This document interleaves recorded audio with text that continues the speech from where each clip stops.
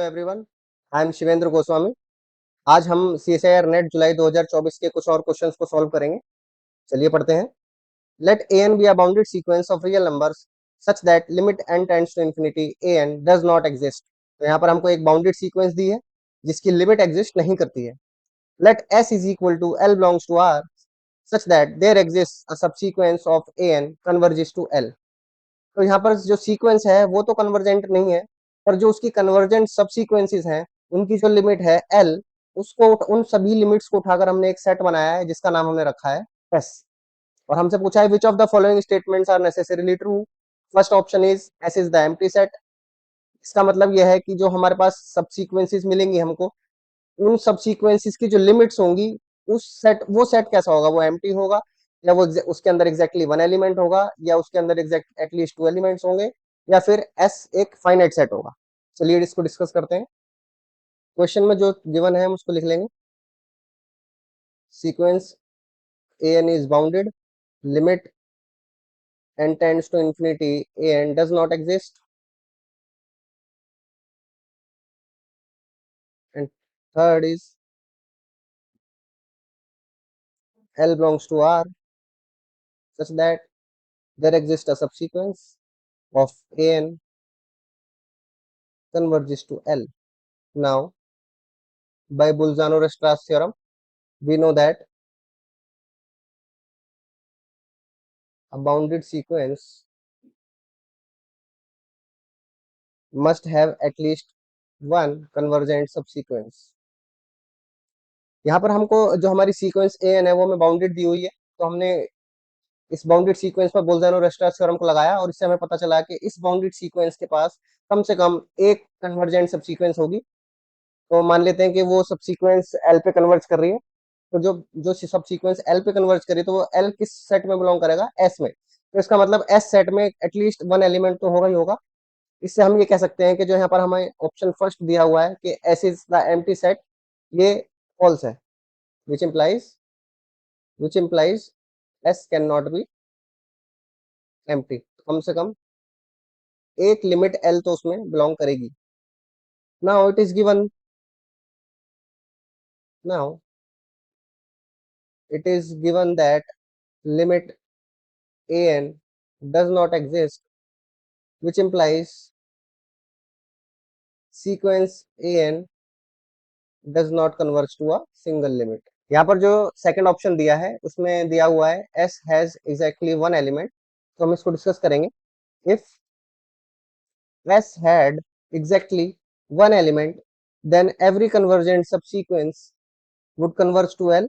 इसने बोला है अगर s के पास एग्जैक्टली वन एलिमेंट है तो इसका मतलब s के अंदर सिर्फ एक ही लिमिट है जिसको सारी की सारी सब सीक्वेंस कन्वर्ज कर रही हैं।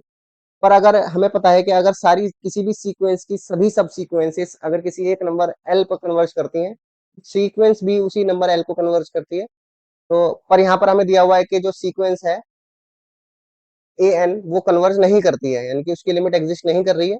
तो हम ये कह सकते हैं कि s के पास एग्जैक्टली वन एलिमेंट नहीं होगा। since limit an does not exist, which implies s cannot have exactly one element। तो यहाँ तक हमने पहले दो ऑप्शंस को डिस्कस कर लिया है। which implies statement 2 is also false। चलिए अब थर्ड स्टेटमेंट को देखते हैं जिसमें बोला है s has at least two elements। तो यहाँ से हम देख रहे हैं, फर्स्ट हमने ये देखा कि s cannot be empty। अब s इसका मतलब s में कम से कम एक एलिमेंट है। और सेकंड ऑप्शन से हमें ये पता लगा s can not have exactly one element. तो इसका मतलब ना तो वो एम्प्टी है और ना उसके अंदर एग्जैक्टली वन एलिमेंट। इसका मतलब कम से कम दो या दो से ज्यादा एलिमेंट s सेट के अंदर है। From first and second we see that s is not empty and s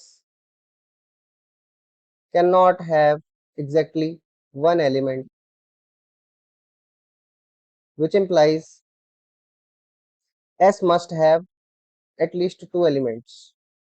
fourth option को हम एक काउंटर एग्जांपल से देखेंगे।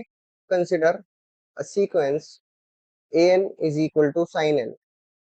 तो ये जो सीक्वेंस है वो हमें पता है कि बाउंडेड सीक्वेंस है और इसकी लिमिट एग्जिस्ट नहीं करती है।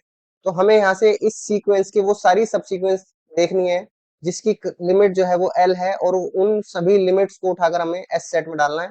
जो एस सेट है वो -1 से 1 के बीच का क्लोज इंटरवल है।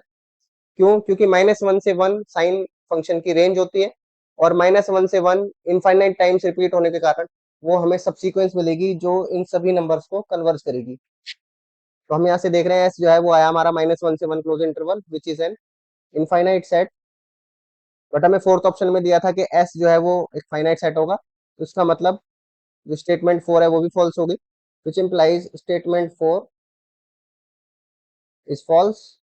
तो हमारा जो फाइनल आंसर है वो है ओनली ऑप्शन थर्ड। अब हम नेक्स्ट क्वेश्चन देखते हैं। Let F from R to R be a continuous and one to one function. हमें एक फंक्शन दिया है एफ जो कि कंटिन्यूअस है और वन टू वन है। हमसे 4 स्टेटमेंट दी हुई है जिसमें से हमें बताना है कि कौन सी ठीक है। f is strictly increasing, f is strictly decreasing, f is either strictly increasing or strictly decreasing, and f is on to। हम इसको काउंटर एग्जांपल की हेल्प से सॉल्व करेंगे। तो सबसे पहले हम एक फंक्शन लेते हैं, let f x is equal to e raise to the power minus x. हमें पता है कि जो f x is equal to e की पावर माइनस एक्स एक कॉन्टिन्यूस फंक्शन है और वन टू वन भी है। इसका ग्राफ कैसा होता है? ये e raise to the power minus x का ग्राफ है, जो कि एक स्ट्रिक्टली डिक्रीजिंग ग्राफ है। जैसे कि हम देख रहे हैं कि जैसे ही हम एक्स की वैल्यूज बढ़ाएंगे ये जीरो की तरफ टेंड करेगा। तो इसका मतलब जो हमारा फर्स्ट ऑप्शन है वो डिस्कार्ड हो चुका है, जो कि कह रहा है कि एफ इज स्ट्रिक्टली इंक्रीजिंग होना जरूरी है। ऐसा नहीं है। सिमिलरली सिमिलरली हम सेकंड ऑप्शन को भी इसी तरह से डिस्कार्ड कर देंगे। कैसे? Let f x is equal to e raise to the power x, और e raise to the power x का ग्राफ किस तरह से होता है?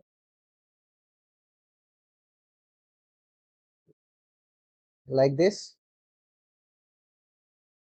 तो यहाँ से हम देख रहे हैं जो e raise to the power x है इसका ग्राफ है, ये एक स्ट्रिक्टली इंक्रीजिंग ग्राफ है।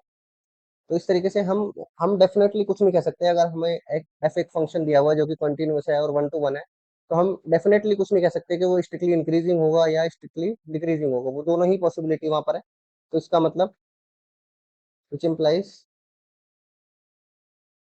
Option two is also false.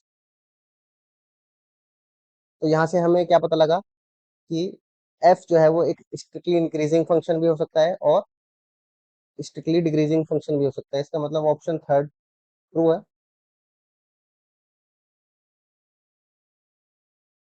Option 4 कह रहा है कि एफ ऑन टू होगा, ऐसा भी कोई जरूरी नहीं है। और इसका भी काउंटर एग्जांपल हमारे सामने है, f x is equal to e की पावर एक्स, जो कि हम देख रहे हैं कि ई की पावर एक्स सिर्फ पॉजिटिव वैल्यूज को ही अटेन कर रहा है, इनफैक्ट जीरो को भी अटेन नहीं करेगा। तो इसका मतलब कि F is not necessarily onto, which implies option 4 is also false. तो यहाँ से हमें जो फाइनल आंसर मिला वो है ओनली ऑप्शन